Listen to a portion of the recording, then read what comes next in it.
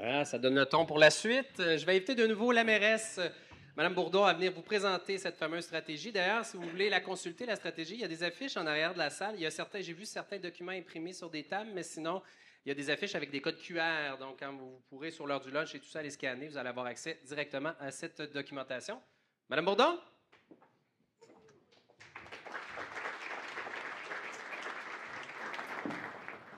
Merci beaucoup. En fait, on le sait, l'aménagement du territoire, c'est une des principales responsabilités du conseil municipal, entre autres. Donc, c'est important pour nous de s'y pencher dans les dernières années et de venir établir réellement notre vision au niveau de la stratégie d'habitation.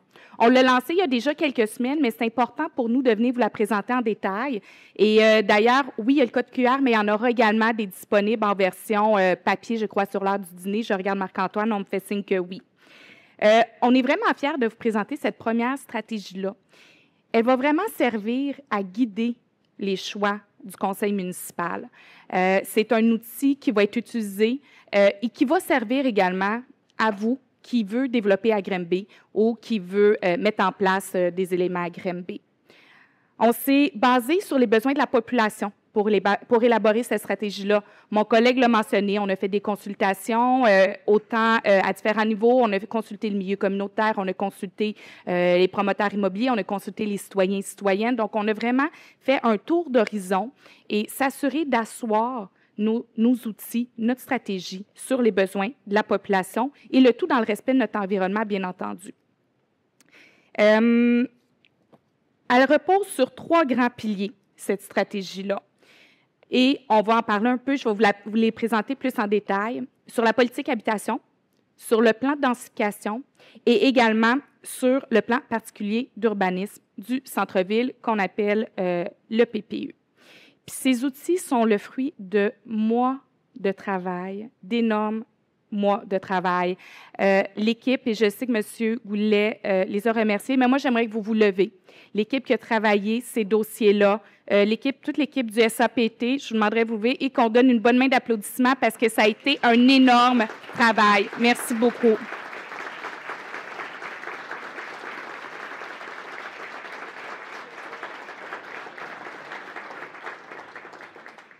Et vous avez réussi à traduire dans ces différents documents-là réellement la vision du conseil municipal. Donc, vraiment, on est vraiment contents. Je vais commencer, avant de présenter les différentes politiques, plans qu'on va voir tout à l'heure un petit peu plus en détail, je vais quand même faire un portrait sommaire de Granby, qu'on parte tous d'une base commune. Qu'est-ce que Granby aujourd'hui? On pourrait changer de diapositive, s'il vous plaît. Tout va bien. Je ne sais pas si j'ai un petit clicker. Donc, les caractéristiques sociodémographiques, on voit, et elles sont basées, 2021-2022, merci beaucoup. 31 850 ménages à Granby. Composé d'une seule personne, 38 %.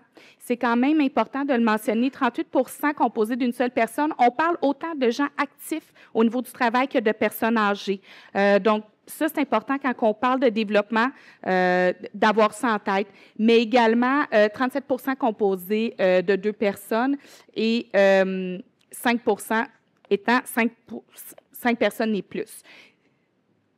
Également, on a quand même 8 350 emplois dans le secteur industriel.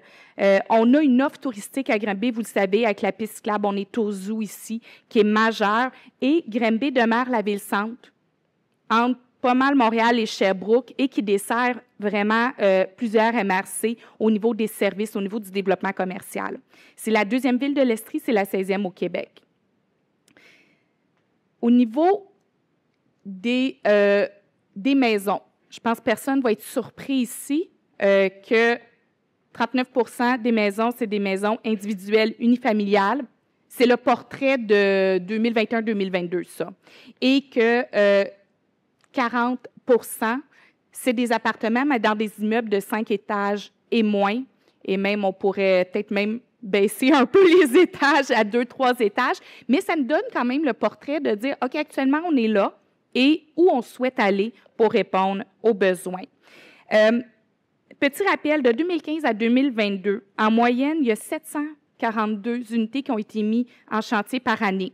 Mais dans les années 2021-2022, on parle plus de 1298 et 1000 unités dans les dernières années. Donc, on voit qu'il y a eu une accélération de mise en chantier également. Au niveau de l'offre en logements sociaux et abordables, je tiens à mentionner avec le dernier qu'on a inauguré, le 90 logements qui est en face du poste de police, on a 452 logements gérés par l'Office d'habitation et 196 par des coops sur le territoire quand on parle de logements abordables et sociaux. Ce qui est un peu préoccupant, c'est qu'il demeure, malgré tout ça, 24 de la population des ménages qui consacrent plus de 30 ou plus de leurs revenus pour un loyer. Donc, une personne sur 4 qui dépasse le 30 c'est d'ailleurs pour ça que vous nous entendez souvent parler de logements abordables et sociaux.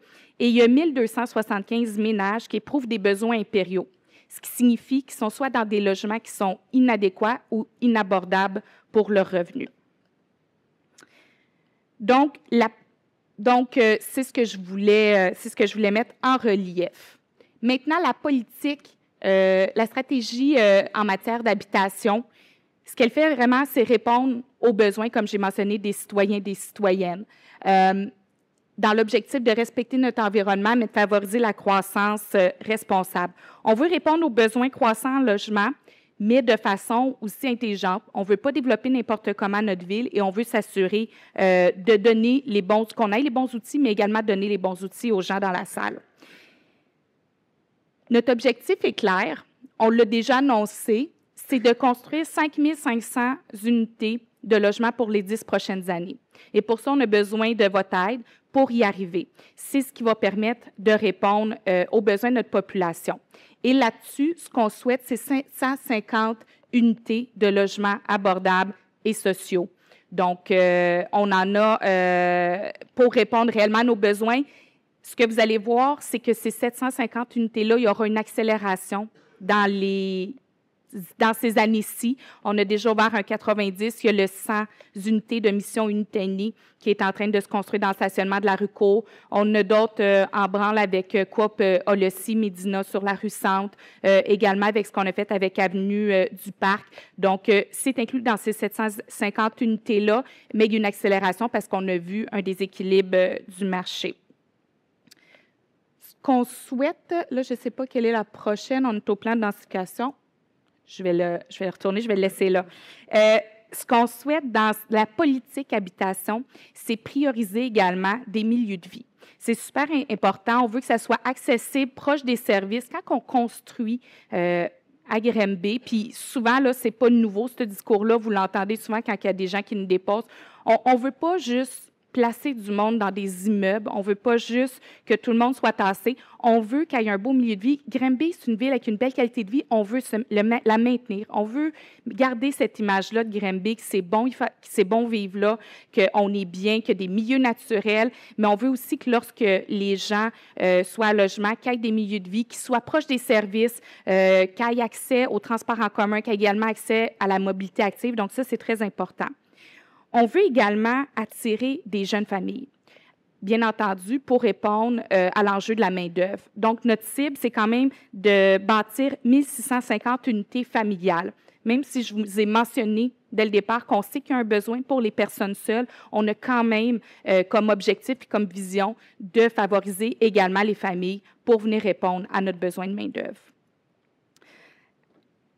Et le tout, bien sûr, dans une mixité sociale. Le plan de densification maintenant, et c'est là, tantôt qu'on disait, il y a des QR codes un peu partout, vous allez pouvoir les télécharger également. C'est une première au Québec. Pourquoi un plan de densification? À quoi ça sert? On avait beaucoup de demandes parce que des fois, c'était comme, il manque de logements, on va densifier, puis on va vous faire ça, puis les projets arrivaient, on avait beaucoup de projets de densification qui arrivaient en ville, donc on s'est dit, on va venir établir, on va venir vraiment dire à quel endroit nous, on souhaite réellement densifier, à quel endroit et comment on veut densifier également, et quels seront les endroits privilégiés, et c'est quoi aussi une densification à Granby? On va surtout parler de densification douce. Hein? On n'est pas dans un modèle de grande ville de Montréal où ça monte à des 20, 30, 50 étages. en majorité, là, on va parler du 6-8 étages dans une densification. On veut bien entendu que ça s'intègre dans un cadre bâti. Donc, le plan de densification va réellement donner tous ces objectifs-là. D'ailleurs, je tiens à le rappeler et je le rappelle souvent, on a mis en place déjà dans les dernières années une réglementation au niveau des unités d'habitation accessoires. Donc, on était, je sais, dans les premières villes à le mettre en place, puis c'est pas encore tout le monde qui est au courant, fait que ça me fait toujours plaisir de le mentionner. Il y a possibilité maintenant à Granby, dans le cadre d'une densification douce, on sait qu'on a beaucoup d'unifamiliales, qu'on a beaucoup de duplex, de rajouter une mini-maison en arrière-cour. Donc, pour avoir un logement supplémentaire, pour permettre cette densification-là, soit d'offrir un logement pour notre jeune qui ne peut pas acheter une maison, pour garder un aîné proche de nous ou tout simplement pour le louer, avoir un revenu supplémentaire. Donc, si vous avez des questions par rapport à ça, j'imagine que vous allez pouvoir les poser ce midi à l'équipe SAPT. Donc, à quel endroit on souhaite densifier? On a des zones prioritaires de densification qui sont le secteur du centre-ville, bien entendu, qui est le secteur des prioritaires dans la densification. Mais les autres endroits où on souhaite également une densification, c'est dans le secteur Guy Robinson. On se rappellera qu'on a acquis l'usine Cresswell où éventuellement il y aura des logements à cet endroit-là. Le secteur Irwin qui inclut le secteur dans le coin du Verdivin, 112, 139, les développements qui sont là également, et le secteur des galeries de Granby. Donc, le secteur des galeries Granby, on se rappellera, on a mis en place un PPU dans ce secteur-là il y a plusieurs années. Mais sachez que le conseil municipal est ouvert à venir redévelopper ce secteur-là au niveau habitation, étant donné que c'est près des services, que c'est quand même à proximité du parc industriel et qu'on est ouvert, s'il y a des projets qui arrivent, à venir redévelopper dans le secteur des galeries Granby. Donc, les autres zones, oui, il peut y avoir de la densification, mais ça peut être d'autres types de formes de densification. Ce qu'on souhaite dire, c'est qu'on a beaucoup de dossiers qui sont déposés et c'est important pour nous de vraiment venir nommer les priorités qui seront faites par les membres du conseil dans ces secteurs-là pour le développement. Et des fois, pourquoi, tu sais, on sait, il y a des fois des gens qui vont me déposer et disent, ben oui, mais là, vous manquez de logement, pourquoi que vous n'acceptez pas mon projet de densification? Nous, on a aussi à travailler avec l'acceptabilité sociale des secteurs quand on fait des changements de zonage. Est-ce que ça va exacerber la circulation qui est là? Est-ce qu'il y a réellement des services à proximité ou on va juste étaler la ville encore plus, même si on fait une certaine densification? Donc, c'est vraiment dans ce cadre-là qu'on a mis en place le plan de densification. Et comme l'a mentionné mon collègue tout à l'heure, on a aussi un désir de venir redévelopper. Donc, beaucoup dans le secteur centre-ville, de venir redévelopper. On a des anciennes friches industrielles un peu partout à Granby. Il y aura une volonté de dire, bien, dans les secteurs existants, comment on peut développer, densifier ces secteurs-là. Les 4 secteurs. Par la suite, pour l'ensemble des secteurs, on s'est doté également de critères. Oui, on fait de la densification, mais oui, c'est important de respecter les milieux de vie. Donc, il y a une grille qui est faite à chaque fois qu'il y a une demande, que ce soit à l'intérieur des secteurs priorisés ou à l'extérieur. Cette grille-là est analysée, elle est déposée au conseil municipal pour nous aider à prendre des décisions. Quand on parle de milieu de vie, est-ce que c'est proche de parcs, d'écoles, proche de pôles d'emploi, proche des services? Donc, est-ce qu'on est près de ça? Il y aura une cote par rapport à ça. Au niveau de la mobilité, est-ce qu'il y a accès à une piste cyclable? Est-ce qu'il y a du transport en commun qui est desservi? Qu'est-ce qu'il y en est au niveau de la circulation dans ce secteur-là? Environnement bâti, 20 Dans quel type d'environnement? On est déjà dans un environnement où est-ce que c'est juste des unifamiliales et là, il y a une proposition de monter à 6-8 étages? C'est un critère qui est analysé. On veut quand même que notre densification se fasse correctement dans les cadres bâtis. Environnement nature, est-ce que ça permet de préserver des milieux humides, des milieux naturels? Donc, il y aura une cote par rapport à ça.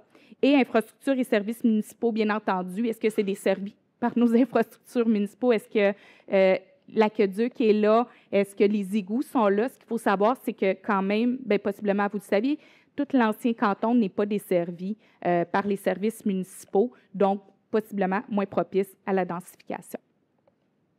Dernier élément que je vais vous présenter, le plan particulier d'urbanisme du centre-ville. Qu'est-ce que c'est un plan particulier d'urbanisme? On en a déjà, j'ai mentionné, on en a un des galeries. Il y a celui dans le secteur de Nissun qu'on a lancé il y a quelques années et on vient de lancer, qui est en train de se mettre en branle de façon réglementaire au niveau du conseil municipal, le plan particulier d'urbanisme. Un plan particulier, à quoi ça sert? C'est vraiment donner des orientations, de se doter d'une vision de notre centre-ville, de ce qu'on souhaite faire. C'est quoi les intentions d'aménagement qu'on veut là? On les nomme dans ce document-là. C'est un secteur qui est stratégique, notre centre-ville, c'est le cœur de notre ville et c'est important de bien le développer, autant au niveau économique, s'assurer d'une mixité sociale. Donc, pour nous, c'est important de venir faire ce PPU-là.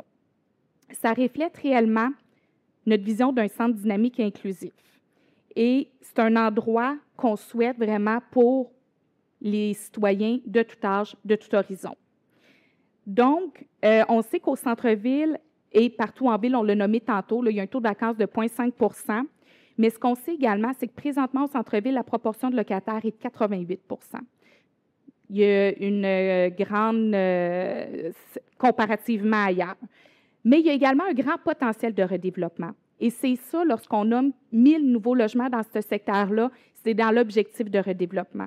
Et vous l'avez vu, on est déjà dans cette optique-là avec les 100 logements dans le stationnement de la rue Centre-Cour qui sont en train de lever, avec l'ancienne piscine Minor au 350 avenue du Parc, lorsqu'on a fait l'appel de proposition pour développer du logement abordable à cet endroit-là. Également sur la rue Centre, Médina, qu'on est venu appuyer dans le cadre du PHAQ. Et on a encore plein de trucs. Ça bouge un peu au niveau de la cantine Trudeau. Il y a d'autres choses qui peuvent se faire. Donc, il y a vraiment une volonté du Conseil de venir redévelopper notre centre-ville pour s'assurer d'avoir une mixité sociale. Donc, c'est 1000 logements qu'on veut, bien 1077, là, on va essayer d'y arriver, au centre-ville qu'on veut redévelopper pour les 10 prochaines années. Et ça, ce qu'on souhaite réellement, c'est de venir revitaliser notre centre-ville avec ces logements-là, que les gens puissent consommer de façon au commerce de proximité au centre-ville, qu'ils puissent s'approvisionner également. Et notre centre-ville, on a notre terminus d'autobus, il y a les pistes cyclables qui passent par là, il y a des épiceries à proximité, il y a des pharmacies à proximité, des écoles primaires également à proximité. Donc, c'est vraiment un lieu très propice à la densification. Ah, je vais retourner en arrière. Je n'ai pas terminé. Ça sera bientôt à vous, M. Iaccarini. Et les 3 principes d'intégration au niveau de la densité au centre-ville, je l'ai mentionné. Mobilité active, hein, réseau cyclable, mais également stationnement souterrain, ou stationnement en arrière-l'eau, d'avoir ça le plus possible, d'avoir des espaces publics. Lorsqu'on va redévelopper notre centre-ville, c'est important d'avoir des îlots où est-ce que les gens vont pouvoir échanger, de maintenir des espaces verts. Et le verdissement, plantation d'arbres, on en fait la ville, mais on souhaite également que ça se fasse éviter les îlots de chaleur et d'avoir des infrastructures vertes. Donc, la réussite de tous ces plans-là, on le sait, va dépendre également de vous, de votre collaboration. Et je sais qu'on collabore déjà très bien. On a des bons échanges avec vous et on souhaite continuer cette belle collaboration-là pour avoir des projets novateurs. On est réellement à un tournant décisif de notre développement. Pour nous, c'est important de venir mettre en place ces différents plans-là, ces différents politiques-là et de se donner d'objectifs ambitieux pour la ville, autant pour les générations actuelles que les générations futures. Donc, un grand merci. La clé du succès, c'est de travailler tous ensemble et sachez que le conseil municipal est ouvert à collaborer avec vous. Donc, merci à tous et bon forum encore une fois.